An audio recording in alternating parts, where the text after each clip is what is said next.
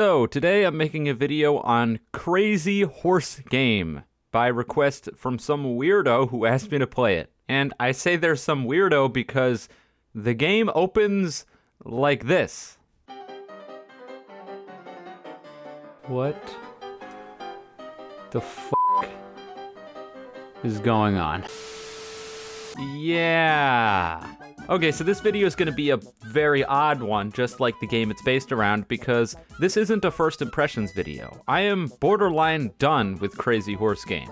But it's also not a game review because I don't even know where I would begin to try to review this game. It's just such a fever dream that I don't know where to start. So anyways, let's start with the fact that I borderline completed the game, but I didn't. The reason I didn't is something that we'll be getting into later, but at the end of the day, I finished up the game at 99.6% or something like that, because there was one singular collectible in the entire game that no matter what I did, I just could not find. And because Crazy Horse Game is not a super popular game, there's no wiki or people putting out guides on where things are, so if you can't find something, well, you're fucked. And I am not exaggerating. I promise you this is real. I looked for this for 2 hours. I'll let you take a wild guess if I found it in 2 hours. Regardless, let's actually talk about what even is Crazy Horse Game aside from a just fever dream nightmare.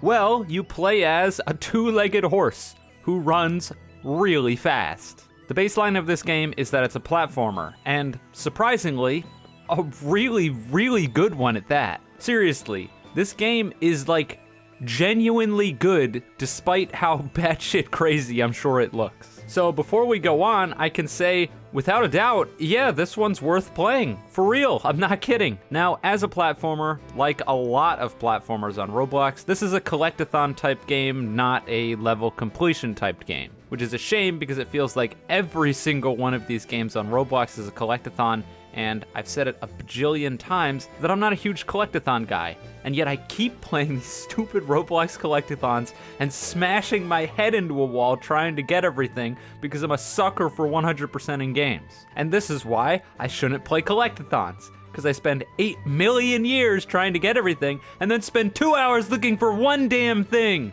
Ugh, it still pisses me off. If anyone finds that, put that in the comments so I can at least check the box. Oh my god, it's gonna drive me crazy. Anyways, when it comes to collecting stuff, there are 4 types of collectibles in the game. Lemonade, which is the sort of main type of collectible, and it's more akin to Mario's stars. And then you have the 3 other things that you can collect, which are a little bit more random and less objective oriented. Those being NPCs, discs, and belts. When it comes to NPCs, these are just sort of random PNGs that are put around the map and you can pick them up in order to check off the box. Discs are just like the NPCs, albeit there are less of them and they don't have a special model linked to them, but also generally are harder to get or harder to find. Now the thing is, despite discs and NPCs being very, very similar, discs have little hints attached to them that tell you generally where you can find them. The same goes for the lemonade. They also tell you what sub-area they might be located in. So for example, if I was on the mini-golf level, and there's 2 sections of the mini-golf level, the pirate area and the normal area, if I hovered over a disc and it said it was in the pirate area, obviously I'm not going to look in the normal area. The problem is that the NPCs, for some reason, don't abide by these rules, which is why finding them is such a pain in the ass. Not only do they not have any hints regarding where they are, they also don't show you which sub-area they're in. So, for all you know, it could be in a completely separate part of the level and you're gonna have no clue. This is horrible design, and it's so strange because the design is so much better for the lemonade and the discs, but not here. I don't get it. Now, the final thing that you haven't heard me talk about yet, and the final collectible on the list, is the belts. Oh my god. Obtaining the belts in this game, more specifically the belt from level 2, I swear these challenges had to have been made by Satan himself. The difficulty spike when it comes to the normal game versus these belt challenges is sort of akin to walking through the park versus walking through an active war zone. And the journey trying to complete them, well, can be frustrating, to say the least. F it, I'm fucking garbage. I'm fucking garbage. F you. F you. F you, game. I can save it. I can save it. I can't save it. I can't.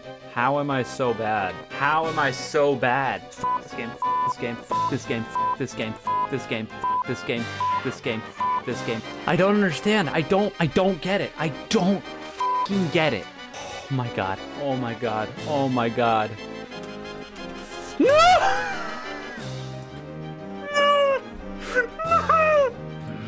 It's not fun. I'm done. I'm done. I'm done. I'm done. I'm done. Can't do it. I can't do it. I can't do it. I can't. No! Why do I keep doing that? Are you fucking kidding me? Grab the ledge! No. I'm fucked! No! No!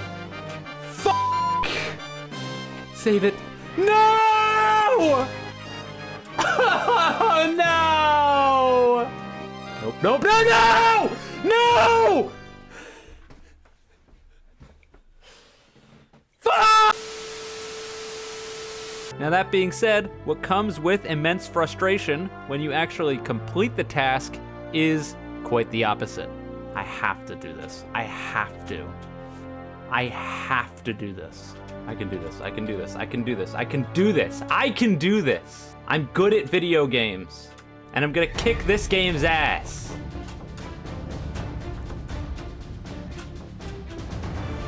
Ah! Sword up ahead and it instantly defeats anything, even you. It better fucking not. Ah! Yes! Yes! Fuck yes! Let's fucking go! Yes! Woo! I haven't been so happy to complete something in quite a while. And was it worth it?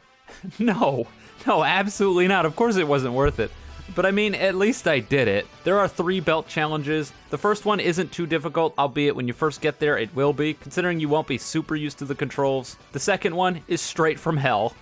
No other way around it. And then honestly, the third one, while it took me about 30 to 45 minutes, is not that bad. That second one probably took me 3.5 hours to complete. Not joking. What a fucking nightmare. Now, I think the thing that's interesting about Crazy Horse Game on the whole is the fact that there was clearly just way too much effort put into a lot of this game that probably flies under the radar because the game seems like it's just a shitpost. And I mean, it is basically just a shitpost, but a damn good one at that. Seriously, there are just so many like games inside of a game in this game that they had to have gone through and manually programmed because I don't know, it just blows my mind that there's so much here for what you would probably assume is just a joke. But it almost bites itself in the ass because for as much effort went into the game, there's some other glaring problems that can just make you want to jump out the window. Like the music.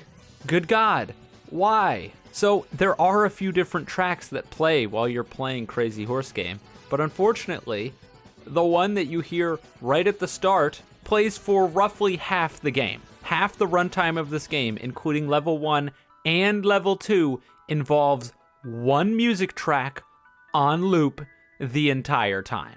It's enough to drive you mad.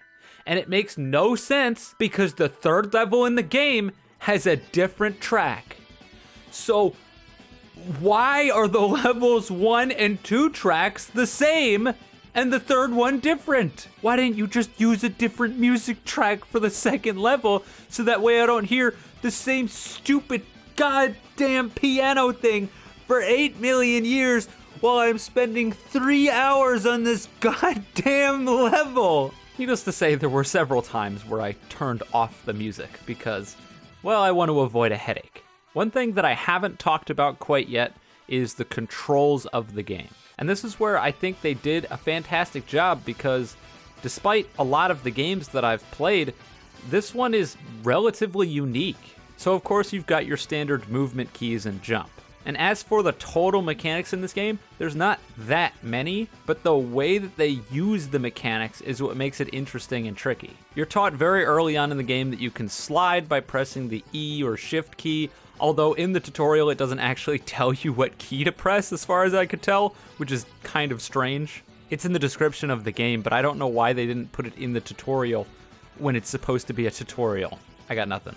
Either way, this sliding mechanic is barely ever used for what it's shown in the tutorial, which is kind of funny now that I think about it. I think it's used like maybe once or twice. Yeah, sliding under objects just sort of doesn't happen. But what the slide is good for, something else that's sort of explained in the tutorial but is also optional, which is strange because in the harder sections it is not optional, so if you don't learn it here, you're screwed. But that's the fact that if you slide off of a ledge and then jump right after you slide off the ledge, it'll propel you forwards doing a sort of pseudo long jump. And I think the thing that's super interesting about Crazy Horse Games controls is that your jump is a singular jump that can be used anytime, whether you're airborne or not. But the way that the physics works is that it's not a sort of double jump.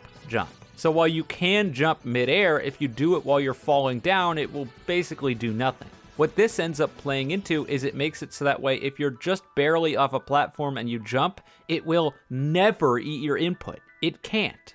And that's one of those things that, like, I have to give so much respect for. They managed to 100% future-proof losing your jump input in a platformer. That's incredible. And it also makes this mechanic that I was just discussing where you slide off of platforms always consistent, because you can wait until you see the effects of flying off the platform before you jump, instead of trying to time it and hope to God that you are in the frame-perfect window. Overall, it works really, really well. And finally, the last mechanic is that you have a wall jump, which is very intuitive to use. The thing that's interesting about the wall jump is that you can use it as a sort of wall kick as well. If you jump onto a wall and then jump off of it, you do gain a little bit of height if you continue going towards that wall. But of course, if you try to go off of it again, you'll lose more height until you don't gain any at all. This manages to play into several different factors of the game where you're required to get up to different places and you use wall kicks and wall jumps accordingly. And I sort of lied. The last mechanic when it comes to the game that I thought was really cool, and something that I don't really see on Roblox especially, is the introduction of holding the jump button to jump higher and tapping it to jump less. Obviously, this is something that's used in a lot of platformers, popularized by the original Super Mario Bros., but the fact that it's here in a Roblox game, and not only that, it genuinely matters consistently, is so cool. There are jumps where if you hold the jump button, you just will not succeed. And then there are other ones where if you don't hold the jump button throughout your entire jump, you're not gonna make it far enough. Overall, the movement in this basically shitpost of a game is masterclass. It is the best movement in probably any Roblox platformer I've played, period. It's functional, it feels good to use while continuing to feel very, very challenging to get the hang of, and the more you play, the more in control of the character you feel. I just simply can't fathom how a game with this premise is the one that has all of this wonderful and good stuff in it. How did this happen? Whoever's behind this, why didn't you make an actual game, man? What are you doing? I mean, I guess he did make an actual game, but you know, you get the idea. So at the end of the day, Crazy Horse Game was an extremely pleasant surprise. If you want to 100% the game, it is going to take you a long time, especially on those challenge courses. And I will use this as an opportunity to say, for all of the people who consistently say that I'm just bad at platformers and, you know, I suck, yada, yada, yada, yada, well, go do this and then come back and tell me I suck. Go ahead. Anyways, we're pretty much wrapping up here.